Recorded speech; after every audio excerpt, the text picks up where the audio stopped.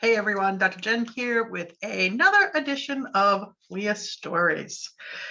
As I mentioned before, if you've seen any of the other videos, I'm super excited about the stories that are rolling in from people who I've been talking to and sharing the FLIA principles with, fun-loving intentional adventure, and how we can apply it to each area of our life.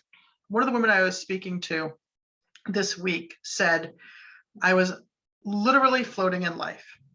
I'm like, okay. And she's like, for all my life, she's like, I'll get in the water. And she's like, I float. And she's like, well, it's nice. She's like, I've always wanted to be able to run and jump in the water. She's like, whether it's off a diving board, a small one or a big one or something else, she's like, I want to jump in the water. And she's like, and since listening to you and us talking about fun-loving intentional adventure and how we can create this in our life, she's like, I realize in a lot of ways, not only have I been floating in water, she's like, I've in a lot of ways been floating in life.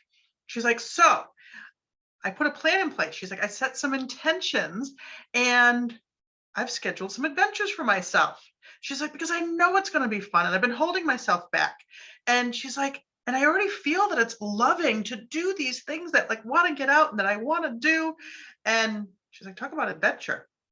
She's like, so the first thing that I have scheduled, she's like, next week are private adult swimming lessons. She's like, because I know if I'm more confident in my ability to swim, she's like, I'm going to take that leap. I'm going to jump in the water.